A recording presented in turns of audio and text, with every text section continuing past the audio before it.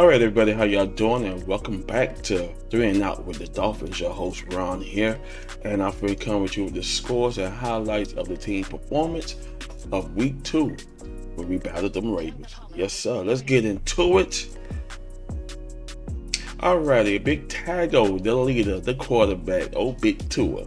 He completed the ball for 36 out of 50 for 469 yards, 6 touchdowns, 2 interceptions. He had a sack for 8 loss, and he rushed the ball 1 time for 1 yard, which is your basic average Tua.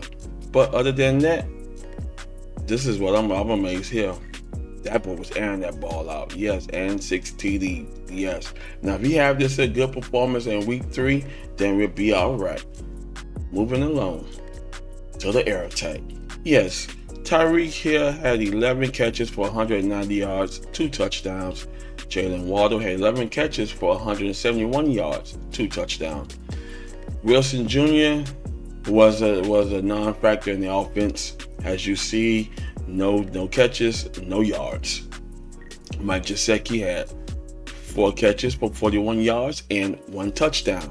Shepard had 2 catches for 9 yards, no touchdowns. Smith had 1 catch for 5 yards, and Kirkhoff had 1 catch for 2 yards and a touchdown. Yes, air attack was balanced, and them boys were slinging. One thing I kind of like here that in Week 1 we saw they had some rushing yards. In Week 2, them boys had nothing, so they were just basically focusing on the air. And for them to beat the Ravens, they got to beat them at the air attack. You can't play conservative with a strong defense like that, or they're going to swallow you whole. Alrighty. The ground attack. Ground attack was pretty balanced. Edmonds had 5 carries for 33 yards, no touchdowns. In the air, he had one catch for 8 yards. Monster has 11 carries for 51 yards. Yes, Monster was getting off, but they could have kept feeding him the ball more, and he could have had more yardage. But he had 11 carries for 51 yards and 3 catches for 28 yards. Ingo had 1 carry for 1 yard and 2 catches for 15 yards. So it was a pretty balanced ground attack, as we see. Nothing too spectacular, nothing too fancy, but we're going to see what's going to happen in Week 3.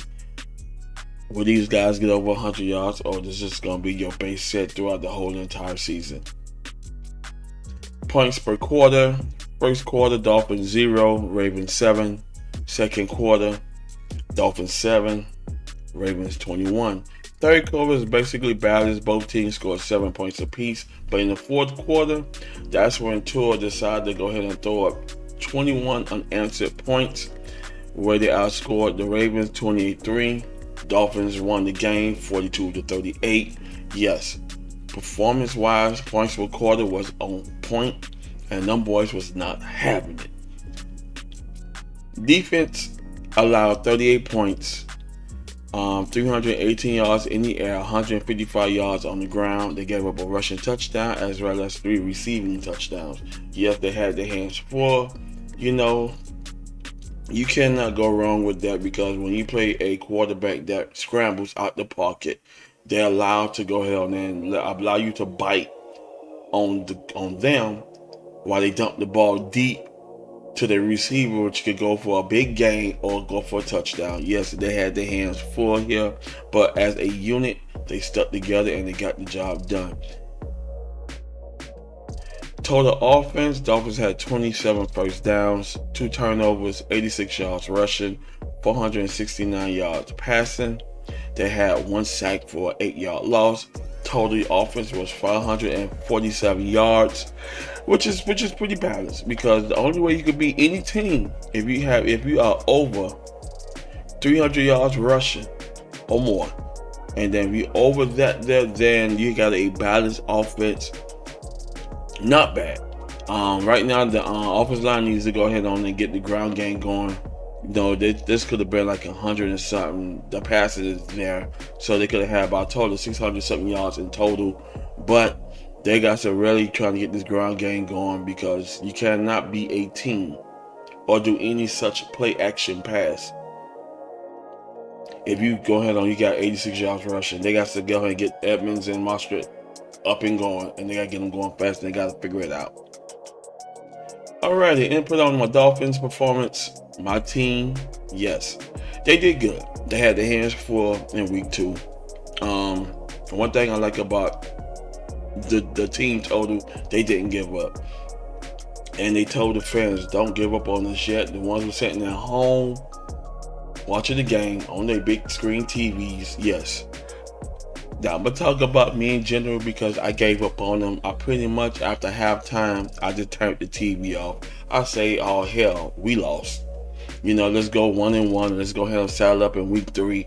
But the Dolphins really shocked me because as a team, they say, you know what? Don't give up on us. Hang in there. We'll get it done. And they got it done. And that's all that matters. They go in on a good note with the win. They are not 2-0 for the season. It's still early, still long. They're not showing us, you know what, don't give up on us. Because if you give up on us, you're not a good fan. And that's what I did. I said, you know what, because I'm so used to it. When we played the Patriots, we had Tom Brady, and them boys went Tom Brady and the Patriots offense jumped on top of the Dolphins deep early in the league. It's still in until we reach halftime, and the Patriots up 42-0. And I just said, no, I'm done. But here, as the Ravens was jumping on top of them, I called it quits after halftime. And I was pretty much back and forth watching the game, keeping up with everything. Turn here, turn back, turn here, watch another game on another channel, turn back to the Dolphins. Just constantly switching in and out. But it was a great performance by the Dolphins that they could go into week 3 with that high energy. It's going to be tough because we do have a tough schedule. But on a good note, beating a tough team in their backyard away on the road was a good thing. Alrighty, I can't wait for week 3. I'm excited. Can we go 3-0 or will we be 2-1? Alright, I want to thank y'all for watching. I'll go ahead and give you the scores and highlights of week 3, and I'll see you when I see you. Peace.